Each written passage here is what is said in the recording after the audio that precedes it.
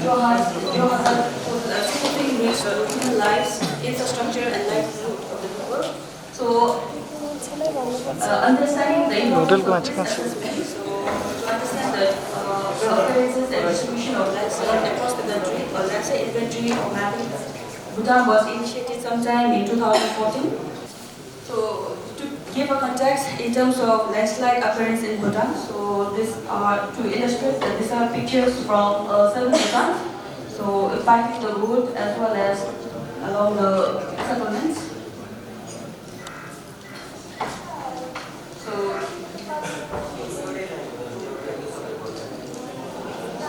this is like one of the active landslides along the national highway, and also this is another example in southern Bhutan, whereby the rainfall is we receive a maximum rainfall, whereby the lithology in the area is phyllite. Similar to earlier ones, these are along all the highways, impacting the national highways. So many projects are in line in terms of implementing or mitigating for these landslides.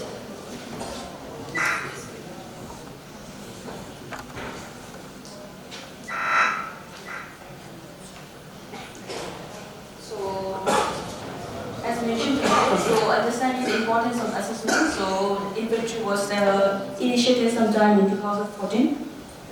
So this map shows the distribution of landslide across the country.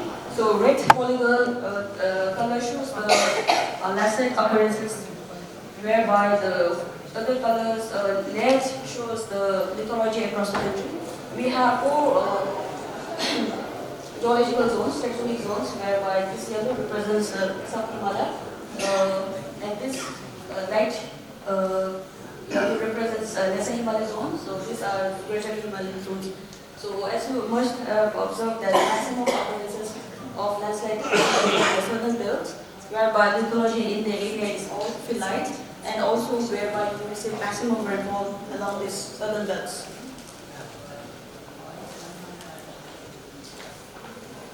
So as per our inventory, we have documented 1,144 landslides, in which 21% accounts to critical landslides, whereby 79 we have categorized under non-critical, whereby these landslides are located in the middle of the forest, whereby no settlements, so not much of the attention is required.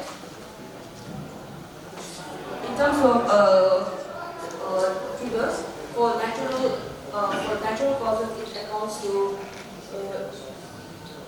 30%, whereby 70% are triggered by anthropogenic activities to ecological source.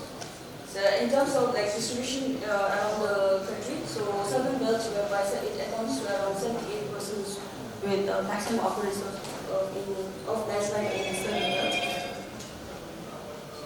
So this uneven distribution accounts to the lithology and also to the rainfall patterns, because of the lithology layers are very fragile and poor, in which in specific phyllite has been like one of the most prone areas for landslides. So in pictures, so these are the natural landslides in southern belts. So this is rotational debris and like debris store, whereby it has been caused due to two stones by one of the rivers named Amochi in southern belts.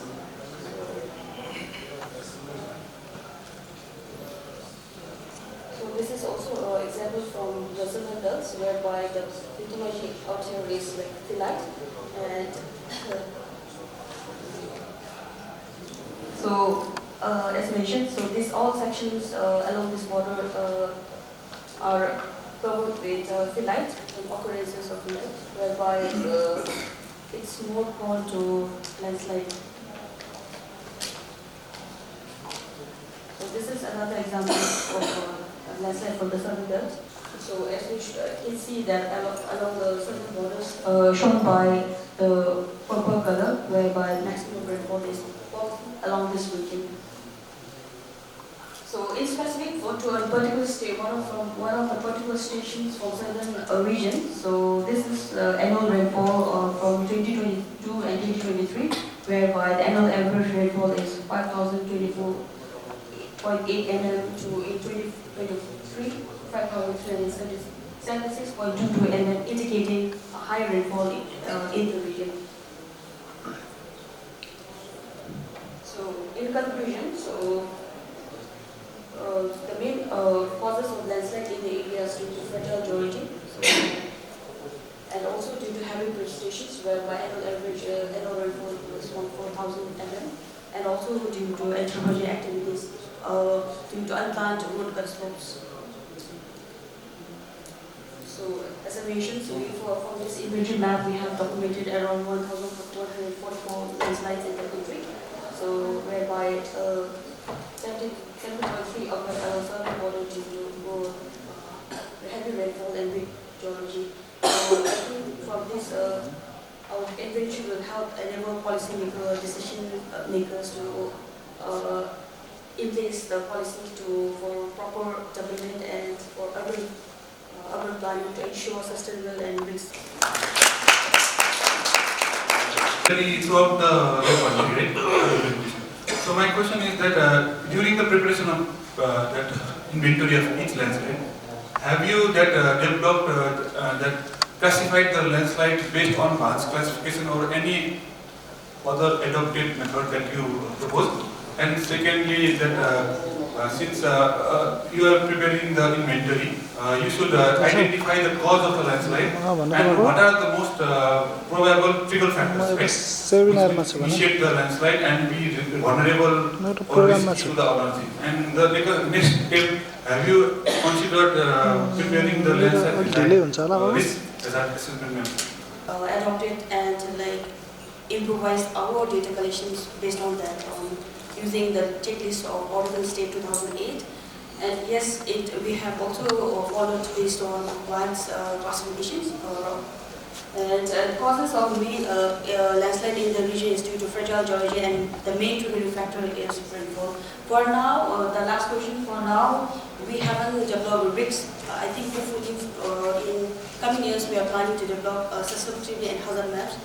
Then only we can develop a risk map. So hopefully we can develop one soon in collaboration with different partners. Classify the landslide and find critical landslide 21%. Yeah. What are the criteria to classify as critical landslides?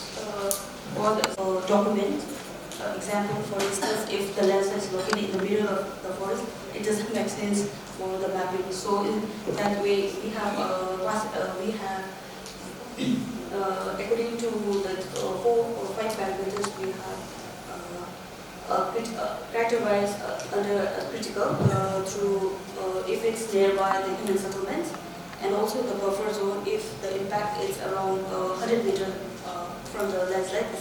It's likely is going to impact the settlements, and also depending upon the size of the dimension of the landslide, we have classified for the critical. And also if it's located along the major highways, that would impact the commuters. And we have also classified the such landslide also under critical. My Samudra Kamlev and other courser on the seismic performance of condition with geogrid. It's me, Samudra Kamlev, background of civil engineering and masters in geotechnical engineering, and currently working as a geotechnical engineering in Nepal Academy of Science and Technology.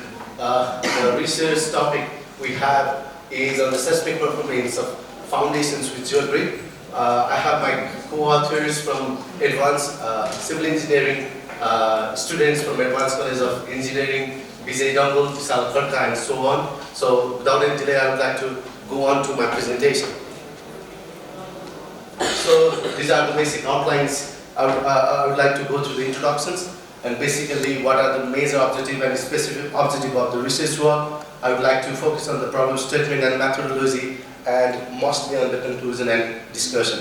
Mostly happening in Nepal results in the failure of the soil and then the ultimate collapse of the structures. So we basically try and basically focuses and try to influence on the use of geogrid, maybe the options for the earthquake resistant.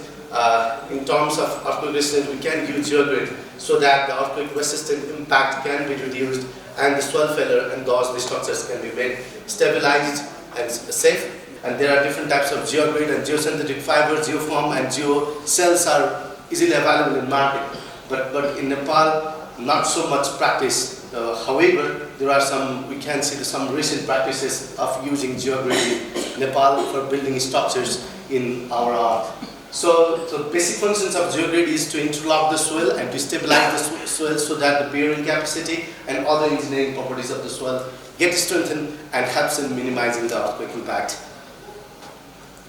So the major objective was to evaluate how the geogrid reinforced soil will impact on the earthquake 2015, Gorkha earthquake 2015. We simulated in the 2D modeling FEM software, which is called Praxis 2D. So we do model in the software. Number of iterations were done, and basic objective was to evaluate whether the seismic impact get reduced by the geogrid or not.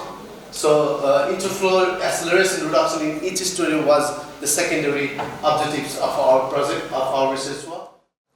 So during the earthquake, the dynamic loading on the structures led to visible cracks in the structures. For earthquake resistant design of the structure, large size of the structural member are designed. For example, say beam and columns and slabs are of larger sections with a larger diameter of the reinforcement. More reinforcement are used with the larger sections. Generally, it is seen that the interactions between the soil and structure is not considered. That's why the reasons behind the heavy sections may be. So we need to consider the soil structure interactions effect before the design of any civil engineering work. So these are the outlines of my methodology, so I won't go to the detail. So I would like to go to the numerical study. So we have taken a 5-story RC frame building and modeled in Praxis 2D, which is a very strong 3D or 2D. We can do in both ways, but we have now done in a 2D model. So it is a very strong software in which we can model both soil structures and every components can be added together so that the integrity of all the members can be absorbed. So in this research, we try to optimize the length of the geogrid and the spacing of the geogrid, but as I said already that the number of a geogrid are kept constant as per the research of 2016, 2017. They have done a number of research regarding the number of a geogrid which will impact on the earthquake resistance. So in here we have just kept the constant value of number of geogrid, but we try to vary the length of the geogrid and the spacing of the geogrid and see what the results come. So this is the numerical modeling, and this is the borehole data which we took for our research work. And at the left side, that is the soil control. Blue mark with the blue mark is representing a RC frame structure building, and the yellow mark is representing a geogrid. So we have 4 phases in our modeling phase: initial phase, and geogrid phase, building phase, and earthquake phase. So basically, it took around 48 hours for one iterations of simulations in 2D Praxis. So that was the results just for the glance. And the result output in the left side without the geogrid, the structures, how they are deformed, and with the geogrid, how they are deformed. So it can be clearly observed that the geogrid can help in the uniform deformations of the soil, which is very much important in terms of geotechnical and civil engineering perspective. The differential settlements can be reduced using the geogrid. So these are the basic properties of the soil, in which we haven't used the Mohr column model, but instead we used a soil hardening model, for which we have to use the value of EREF and EUR and so on. So these are the values which we input in the model, and these are the properties of the structures, and this is the properties of the geogrid. So this one is obtained from www.usgs.gov, and this is 2015 Gorkha earthquake with PZ of 0.248Z with a magnitude of 7.8. This was the inputted seismic wave into the model. So some glances of the response to after the earthquake loads have been inputted. There is some results that which shows that the minimizations of the ground accelerations at the basement of the structures is reduced to about 55 to 67%. So with no grid, with the spacing of a grid having width B and spacing at 2 meter, and width 2B and spacing at 2 meter, and similarly so on. So we have a number of variables, but I just show the typical example here. So the results are as summarized below, and it can be clearly observed that without the geogrid, the 0.215G acceleration was at the basement, whereas if the geogrid is embedded in below the structures with some engineering techniques, the acceleration can be reduced to 0.198. So it's a huge impact on the ground, so that all the earthquake waves can be resisted, can be minimized, I would better say. So can be minimized by using the geogrid, but with the spacing B and with the length B and the spacing 1.5, 1.8 and 2 meter, we have done a number of a trial, and the results with the red circle here easily represents that without geogrid, the accelerations in terms of a G is near about 0.22, which reduces if we use the geogrid. It might vary with the length of the geogrid and with the spacing of the geogrid, but also we are focused on the uniformity of acceleration get transferred to the structure's floor. So from one story to second story, 2 consecutive story, the discrepancy of accelerations was found to be uniform, or say a bit like homogeneous, which results in proper distributions and proper rotations of the structures, which doesn't result in the rotation, tilt and twist of the building, and ultimately the collapse of the building. So this was the blue line represents the uniform transformations of acceleration, which is at the length 1.5p, and the spacing is around 2 meter. So this was the conclusions made. So to be typical, at the basement without the geogrid, basement and first floor, the differences of acceleration were 0.049G, but with the use of a geogrid, it reduces to 0.017G. So it's clear that with the help of a geogrid, we can diminish the amplifications of accelerations to the ground. So basically, most of the geogrids are not used in structures, but in terms of a mid-rise building, we cannot go for a base isolations or some like that kind of techniques. It's much more costlier than geogrid. So in the case of a mid-rise building, or say low-rise building with a high importance factor, we can use the geogrid so that the swell stabilization works can be done and the uniform accelerations can be transferred to the structures, and we can mitigate the overturning, twist and turn, and the torsion in the structure. So however, all these trials we have made, but the availability of a SEC table to validate whether the results were as per the model or not is yet to be done, and we have not yet found the high precision SEC table which can measure the accelerations correctly. So we are in the process of hiring the SEC table in the context of Nepal Academy of Science and Technology, and data availability of, so we all know that we didn't have so much data to be collected, so types of earthquake and all these things. And design code was the major problem for us, because we don't have a design code of a geogrid in context of Nepal. We need to follow the geogrid guidelines of the neighboring country. Here we use of Indian standard. So research gap, yes, still we did only on the 5-story building, but we can do the comparison in low-rise, high-rise, and mid-rise building. And of course, as already I said, economical feasibility is yet to be analyzed, and experimental verifications will be done. In the next coming sessions, we are planning to install the accelerometer in the each story of building and see the results after the earthquake. Is that the validations or not? So these are some references, and thank you so much.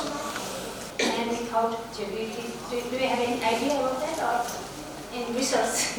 Yeah, structure is feasible or not only in terms of safety. We need to be much more concerned about economy and the cost. But I already said it is yet to be done. But in general, I can easily say that it is far more economical than base isolation systems, which are mostly using used techniques in Japan and other countries. So it can be used in a cheaper way than base isolations. But I can't now say that in a figure how much percentage of a cost it will increase or decrease. Sorry for that. The application of this geogrid can be done in disparate foundation also, wall foundation also, and mat foundation also. And the second part of my question is that since you are talking about soil mechanics, right? So if we are considering that unified soil classification, if we are prior to applying this geogrid to the foundation without normal driveway, if you have made any studies that this type, for example, GW, right, well-graded gravel doesn't need this, right, or well-graded sand might need it. So in terms of that unified soil classification also, these are the types which requires this specification of this geogrid. Have you done any, or are there any guidelines regarding that and that type of foundation? Mostly suitable for shallow foundations. So if you go on deeper and you have a deep foundations, there is no need of a geogrid. So all those deep foundations can cater all those earthquake and all those loads, you know. So it is basically suitable for in that conditions in which we can't go for a deep foundation. We have a constraint to select the shallow foundations, but there is a high intensity or say high vulnerability of earthquake. In terms of earthquake, with peak value in a lesser time. So in that case, it is much more beneficial, but for a taller building and for if you go for a deep foundation, it doesn't work as well. So the next questions was all about the unified soil classification system. Well, is it suitable for well-graded or like that type of soil or not? Mostly, under my study through the work, I have found that these types of geogrids can be mostly used in a sandy loose soil and in a soft clay soil. So we need to go on through the unified soil classification system because mostly these research are done, this type of applications are done in European countries and they do not follow the unified soil classification. They either say loose sand or say soft clay. So basically there is a sand and mostly geogrids are used and most of the applications are used on the road, on the embankment. So whatever the structures may be, it may be used. My question regarding your model, you created model on the Plaxis using Plaxis software. So how did you get the input parameter for the structure and your soil for your model? How you get short answer, please. Okay, to be honest, it is difficult for finding out EUR. We just find out the elasticity modulus, Young's modulus of elasticity in terms of secant modulus of elasticity. But for loading and unloading case, for the dynamic case, we need to have EUR, which is loading and unloading cases of modulus of elasticity. For that, we use some empirical relationship from the different authors. And correlate with the different types of soils, and it was found quite good. So for the basic properties, basic index properties, gamma and gamma set we have done in the lab. But for EUR and for the dynamic properties, we have used correlations from the different authors. Okay, so your creative model is carried through the data, or how time is running out, please. You can discuss in later. Civil engineering graduate from Kathmandu University, and I am presenting on the topic of tunneling in wig rock, a case study of Kathmandu University research tunneling. So we have done this research paper along with our co-author Insa Shrestha and our supervisor Mr. Salinda Shrestha, both from Kathmandu University. So this is our general overview when we will be firstly talking about the introduction. So tunneling has been major infrastructure development in our country, including both in transportation as well as in hydropowers. It consists of fragile rock masses, so it making it susceptible to the issues like of squeezing, rough roof collapses and overbreak, which is similar to major rough tunnels situated in our countries. And the Q research tunnel is a key project which is determined for two main objectives. First for academic research and second for infrastructure development. So this paper which we have done it has also a major objective of helping other engineers and geologists to give a basic idea of what the problems they are going to face and what might be the possible remedies and solutions. So firstly talking about Q research tunnel. The Q research tunnel is a 234-meter long tunnel which passes through extremely weak fractured rock masses and clay fillings with a minimal overburden, the highest overburden just being of 30 meters and situated below overlying structures. So the tunnel is of inverted T shape of 3 meter into 3 meter size, and of course cavern is also planned to be constructed of dimension 5 meter into 4 meter. We have carried out the study for section of 50 meter. So the method of excavation used is manual methods where electric breakers are being used. Of course, methods like TDM or drilling or blasting cannot be used because of the weak geology and cost results. So, talking about the geology of the project area is situated in lesser Himalayas and it is situated between the NCT and MPT. So, the research tunnel passes mainly through rock formations of meta-sandstone, mudstone, and small portion of schist. So we have highly jointed rock mass in the tunnel which belongs to the eastern formation, and we have closely spaced shear bands and disintegrated rock mass which creates mixed phase conditions and which weakens the structural stability and compromises the worker safety. So as mentioned before, this is the geology which we have shown. So we have the highly weathered metastone, metastones lastly over the section. So now talking about the methodology, we have done some laboratory testing. We have done UCS tests for about 8 rock samples from different genesis, and we have found out the average value of UCS just to be around 16.67 MPa. Normally the UCS test for similar rocks in this geology has been up to 230 MPa. The low value of UCS test is largely due to the weathering conditions. Next, regarding the field investigations, we have determined the rock class on the basis of Q values. So we have determined the Q values based on Bartle's formula, and overall rock mass quality in the tunnel sections varied from extremely to extremely poor class, that is from class 4 to class 6. And the RQT value, the low value of Q was due to the low values of RQT and high number of joint set. So as I have mentioned, we have shown the Q and RMR values along the different 50-meter chains. So now talking about the major construction challenges we faced. The major construction challenge was weathering. So as mentioned in many other papers, weathering is a major concern in lesser Himalayan regions, and in the Q research tunnel, the similar issue was faced. Highly weathered rock mass and clay rock mass were regularly encountered. And as you can see in the figure, shear band is seen across the section of the tunnel, and multiple shear bands and close spacing were seen, and chemical weathering of feldspar was also seen, which lead to formation of clay minerals. So I have shown the chemical weathering in this video. So in the left we can see the chemical weathering of feldspar, which has produced clay minerals, and it has led to the instability issues as shown in the right, which has caused collapse when liquefied. So next, the major construction challenge was rock quality. So due to the low rock quality, overbreak was a significant issue, and as you can see, overbreaks were regularly encountered, and methods like a very robust support system of ISLB 150, rock poles, fault rolling, short lead, wire mesh, support rods and anchor rods were used as support works along almost every cross section of the tunnel.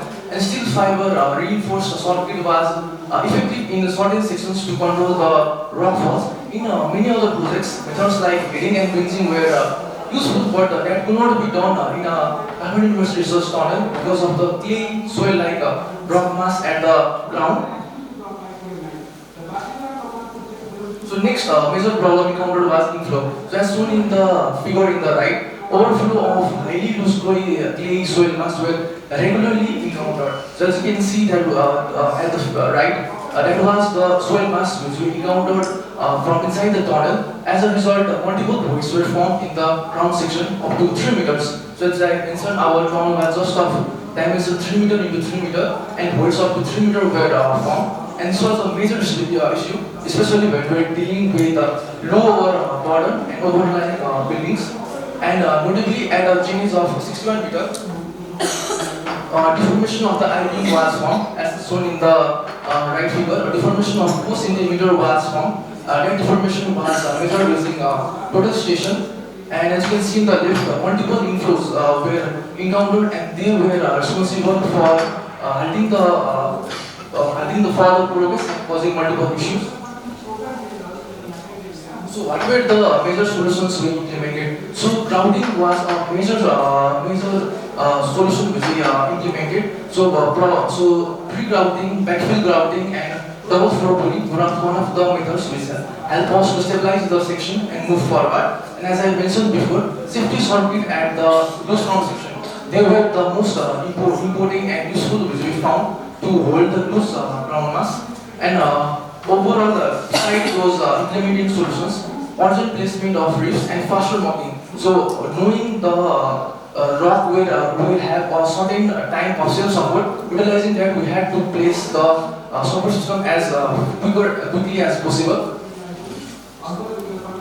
So what are our major conclusions? Our major conclusions are, as mentioned in the many previous papers, weathering is a major issue which reduces the rock strength and make the tunneling highly complex, uncertain, and expensive. So next, overrigs are frequently encountered. So it leads to the gap between support system and the ground. So based on several remedial strategies like grouting and floor pulling, they can be useful for other projects as well.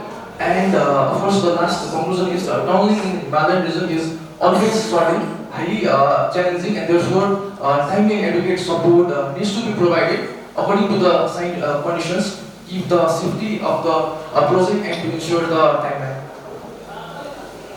And these are our major references which we use for our paper. So in the initially change of 60 meters, that you encountered various problems. But generally in the tunneling field, right, because it's a portal site, right? So there should be a minimum of 3 times of the diameter of the tunnel overburden. If there is not, then there is a roof collapse. So was that roof collapse that problem you are facing, or there was no any sign of roof collapse? No, there wasn't any roof collapse. We did. Have you considered any box cut for certain area, so that some pinching and box cut in order to stabilize the portal area? We did try to do the heading and pinching method, but due to the loose ground mass, it cannot be possible for longer sections. My presentation is the topic of my presentation is on need of integrated national landslide risk management strategy for reducing landslide risk in Nepal. So let's continue with the presentation. First of all, let me give you a brief overview of what my presentation is about. So let's begin this way. So talking about background related to what is landslide, or maybe I don't need to continue about what is landslide or how it is very disastrous in case of Nepal. So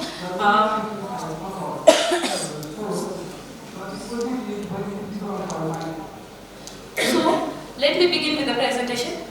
So while talking about landslide is a second most lethal disaster in case of Nepal.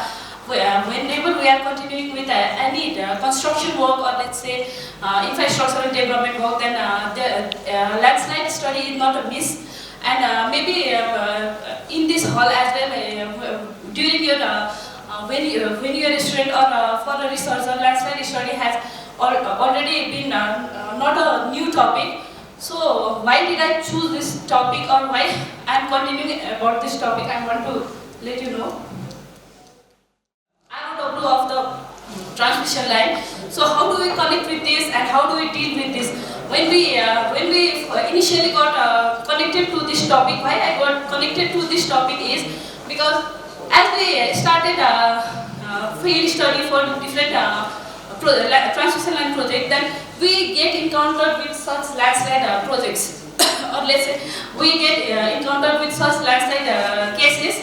And while connecting with such cases, then there are many, we start searching for many literature, and when we talk about different literature, then there is very much discrepancies in the data. So what is the issue?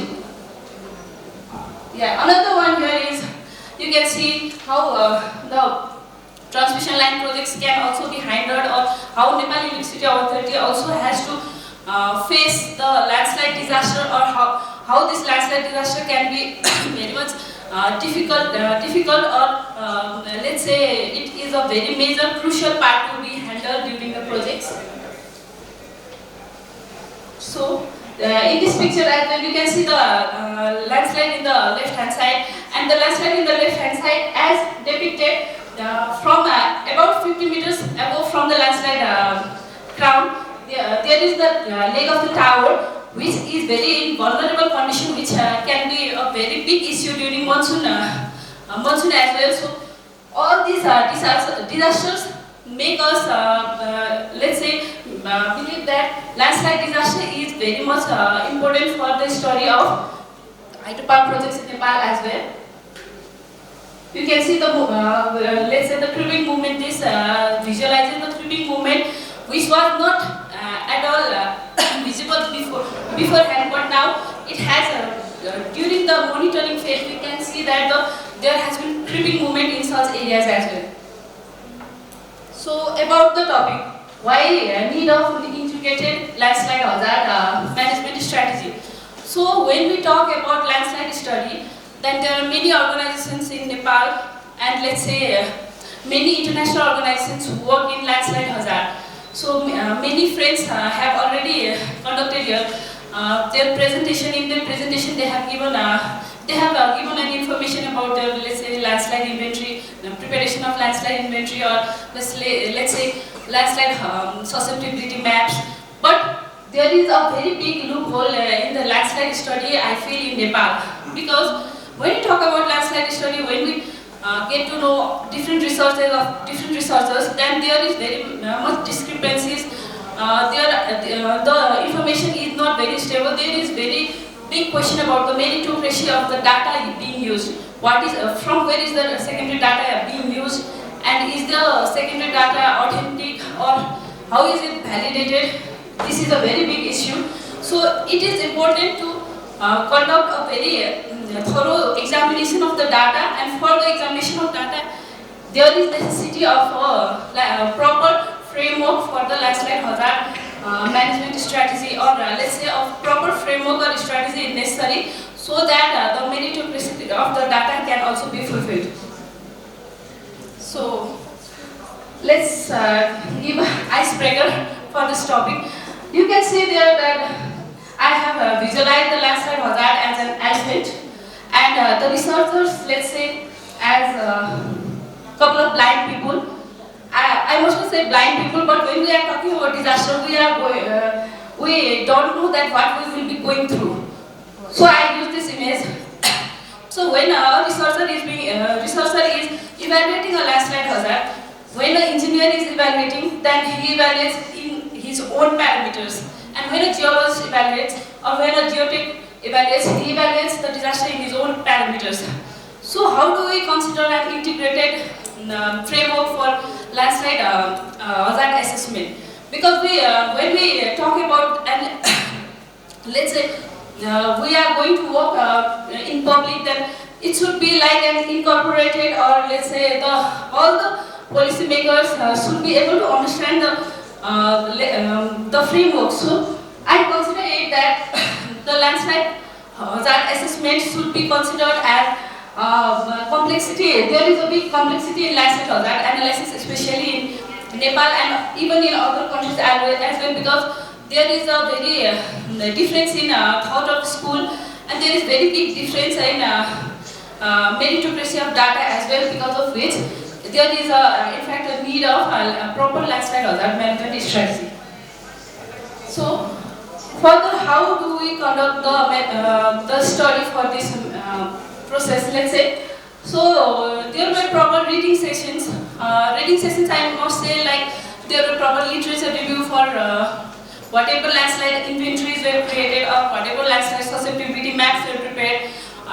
We evaluated all the landslide inventories and susceptibility map. I have a proper record of the landslide inventory maps created, let's say from 2010 to 2020. So we evaluated all those inventory data, and also the need and significance of interdisciplinary approach for landslide risk management, as I said, because when you think about landslide, it involves an interdisciplinary approach. Otherwise, it's the study of the landslide is like I showed it, the observation of an elephant.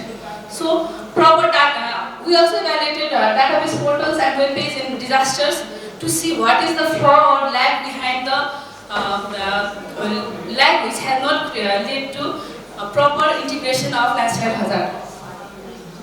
So outcomes, regarding talking about outcomes from our data evaluation, so there is no proper ground truthing as well, and the metadata source which has been used, especially from student level, whenever the data has been used during landslide creation of landslide inventory or landslide hazard susceptibility maps, then the metadata has been deleted, or metadata has not been used, has not been let's say mentioned at all in their study. So there is the lag behind, and database of all existing hazard inventories for Nepal. When we observe the database for all landslide hazard inventories for Nepal, then there is a big loophole. Some have used statistical methods, while some have used heuristic methods. The methodology has also created very big confusion about the landslide hazard situation of Nepal, and also about the working paper and review paper existing related to the temporal coverage, methodology and purposes. This has caused a huge confusion regarding how the landslide hazard assessment has been done in Nepal. So other lags identified were like scale variation and other discrepancies, and also the data reliability and authenticity. As I said, where does the secondary data come from, how the metadata has been used. There has been no information about such thing in many of the landslide inventories that has been created. So possible data sources, many of you have already referred, if you have worked in landslide, then you have already been referred to all sorts of sources of possible data sources for landslide or disaster, let's say, as well. So I won't be mentioning about it more. So talking more about the lags identified, the major lags, what were the major lags? Lack of uniformity in data. 2 minutes. Okay. Lack of uniformity in data. So the data we observed were not in uniform, were not in unison from different organizations, and also in variation in preparation of methods, as I mentioned already. And absence of the metadata and scale variation between different organizations. The maps created from different organizations have different scale variation, because of which there has been very much big issue for proper information given to the policymakers, and also issues to access the rainfall data. The issues to access rainfall data, especially for let's say student level, has been a very big problem, and also incorporating temporal variation. How temporal variation has been incorporated or not, this is also a very big issue. So let's say the suggested framework for now. We are actually already in research about this. The suggested framework for this proper integrated, let's say, landslide risk management is, first of all, the data understanding. How we understand the data, or what are the number of landslides or characterization, like in first inventory mapping. One question was raised about the method of the inventory, let's say inventory formation. So the methodology used, number of landslides, all these are in unison or not, or ground truthing of the information. Like you have created the maps in Google Earth, or you have laid the maps from Google Earth, but you have validated it in field or not, and expert knowledge regarding the events. What is the expert knowledge? Let me wrap the presentation with my conclusion. So, for concluding remark, I want to say that we have many decision-making, policy-making bodies in Nepal. So many are also involved in this presentation. So there is an urgent need of an integrated risk management for landslides. Not only landslides, for different disasters. For now, but I am advocating for landslides.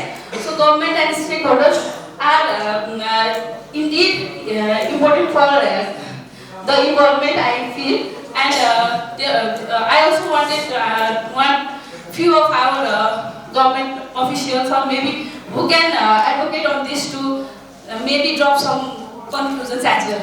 Thank you. It does have some technical manpower, but predominantly it is from the administration part, right? So it is legally now a separate authority has been established by the government of Nepal. And since there is an establishment of an institution regarding every hazard events, including landslide, that is NDRMA, they are bound to have some strategies, right? They do have the strategies regarding that NDRMA. Now, in your presentation, if my suggestion would be that what should be the strategy included in order to acquire all the secondary data available, and what most possible methodological framework should be devised in order to get primary data of a specific standard or specification, right? That should be your recommendation. I think that would be more fruitful. Yeah, I evaluated in fact the data from Vipak portal and this inventory as well. But there are still some lags for when we consider the landslide hazard, and especially when the university students are using the data, then there is the absence of metadata, because of which when we are working in some section and we consider some literature, then the absence of metadata is also neglected by us as well. So because of this issue, this should be maybe considered, and this should be supported by NDRMA as well, I feel. The main meritocracy of the data, or how the secondary data has been generated.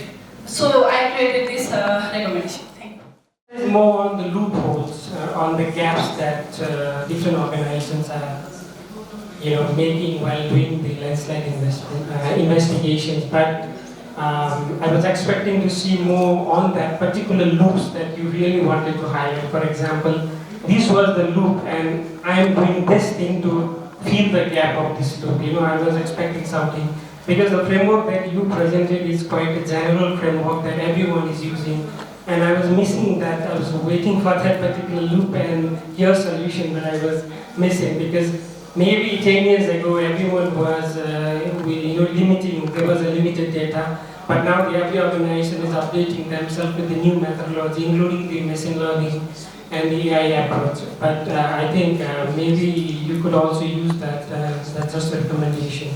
I can share if any one of you are interested.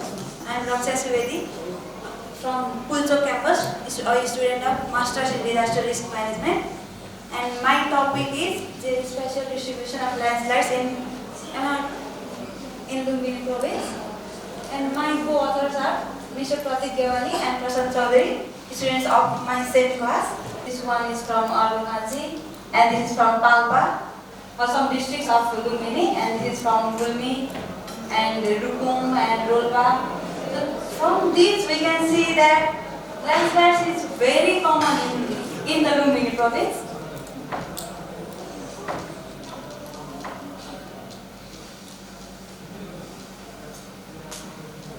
So, my study area is Lumbini province. It is a province in western Nepal, and it has 12 districts, among which 6 of them are bordering India.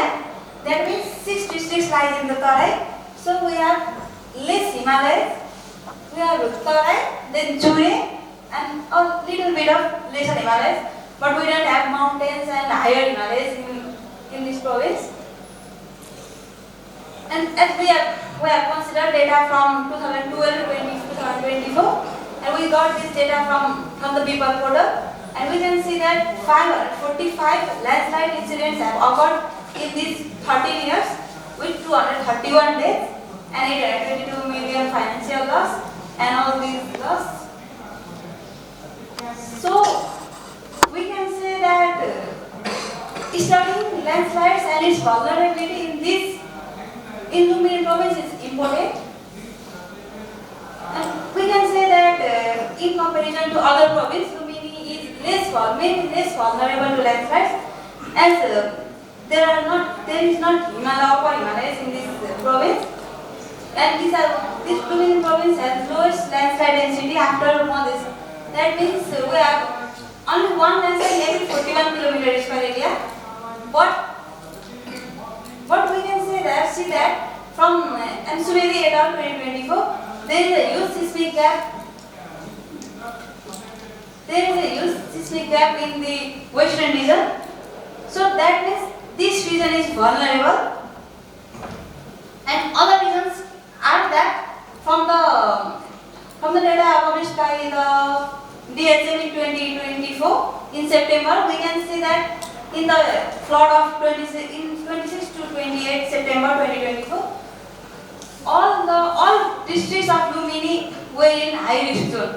That means there is high chances of flash floods in Lumbini. So from here we can see Lumbini was high risk zone for rainfall, and also that 34% area of Lumbini is in Chure, and Chure being having a very vulnerable geology, it's susceptible to landslides. And now the reason of our study. When we talk about Lumbini and landslides, we always think about Siddhababa landslide in Palpa and the landslides in Tamka city and in these Palpa Purval road sections. But Lumbini is not only these districts. Not only these districts, we have much more to be researched. So we can also see that there are many monsoon-induced landslides, and there are human settlements near the rivers like Ridi and in Palpa. And in 2009, during just 2 months of monsoon, 50 people were killed by landslides. So I think that there is a need for disaster mitigation and need of research, and more studies can be done to identify landslide risk and solve the issues in Lumbini province. So our research objective is to study not only the geospatial distribution of landslides, but also identify what are the causes and triggering factors in the Lumbini province, and to suggest some measures to reduce the vulnerability in this area. So our first triggering factor is rainfall. We all know when there is rainfall, then landslide occurs. That we all know, but it has a certain mechanism. When heavy rainfall occurs, water table rises, pore water pressure increases in the soil. So that slope, effective stress in that slope increases, which makes the slope vulnerable to landslides. So some factors affecting effective stress of the soil, it varies rainfall distribution, and distribution means intensity as well as duration of landslides. Duration of rainfall. And other is a type of soil, that is saturation coefficient of that soil and the slope. And from now RK et al, we can see that landslides are usually initiated after a few days of monsoon rainfall. And when we look at Lumbini province, we can see that Palpa has the highest rainfall amongst all districts in Lumbini province, among all the 12 districts. And 80% of rainfall occurs in June to September. That means only 20% rainfall occurs in other months, and in these 5 months, 80% of rainfall occurs. And from this 80% also, 90% in June and July. And this Palpa district has one south-facing slopes. South-facing slopes, that area is isolated, and so there are high chance of rainfall and thus many landslides. So it is vulnerable to landslides. And for this we do rainfall data. We do rainfall data from DHM, from different stations, different stations in Papa. And when we do average of all stations, we can see that the rainfall of Baltangari station is near to the average of landslide, average of rainfall of all stations. So we do rainfall data of Baltangari station from 2012 to 2024. And when we plot the rainfall, plot this rainfall and landslides in Palpa, we can see in this graph. This is for rainfall and this is for landslides. It is very similar. It has very similar trend. When rainfall increases, the number of landslides also increases. We can see from this point. And we also do rainfall data from another station in Gulmi, from Ridi Bazar, and when we plot these graphs of rainfall from 2021 to 2024, we can see that most rainfall occurs in June to September. 2021, 22, 23, and maximum in 2024. In this, and this is of September 2024 to 26. And when we analyze monsoon rainfall of 2024, we can see that 15 landslides occur in June to September only in Palpa, and that would take only June and July. That means these landslides are due to the rainfall in June to July.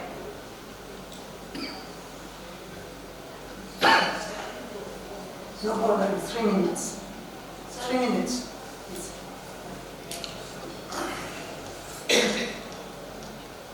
So when we see the rainfall data, we can see that this month's rainfall is only occurs in this June to July. And in Palpa, we can see that in last year in September, in Baltangari station, the rainfall was 252 mm, which was only 90 mm in 2012.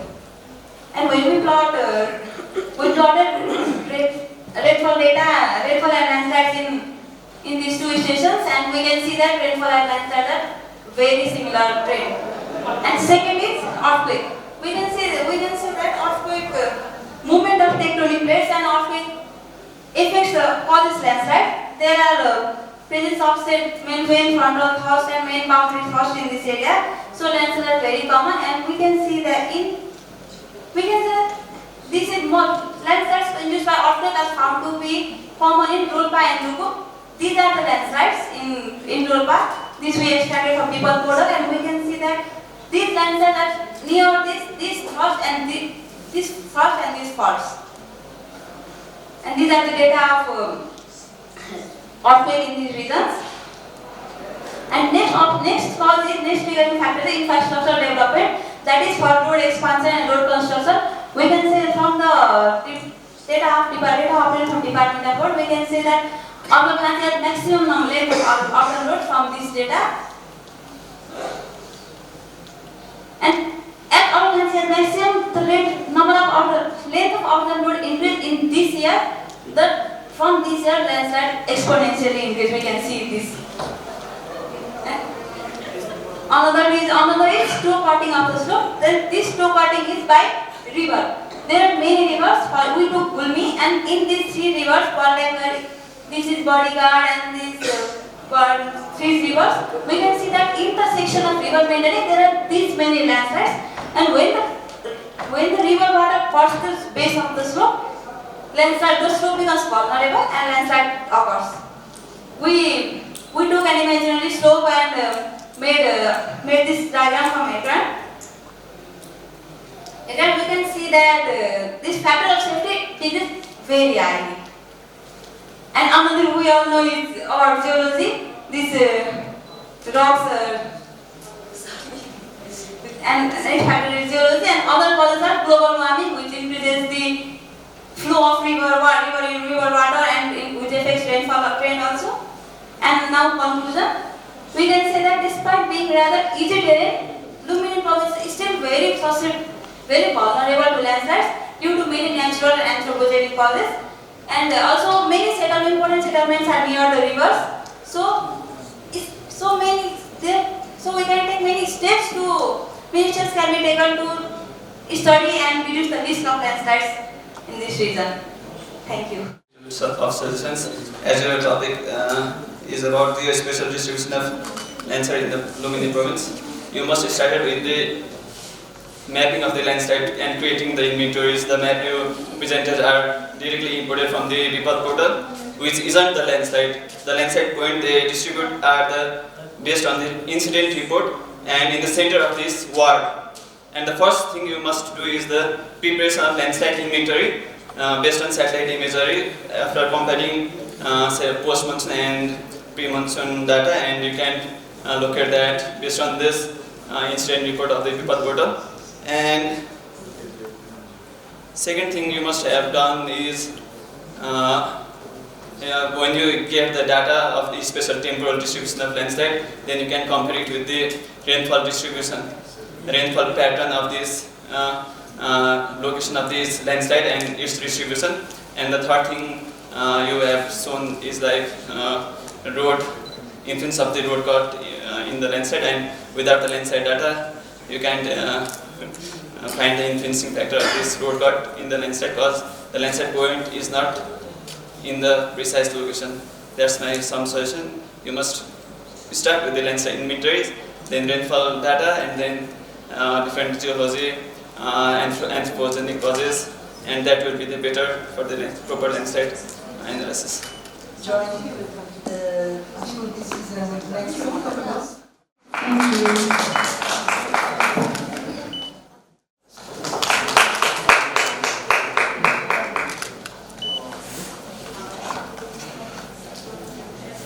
Rapporteur, Mr. Narayan sir.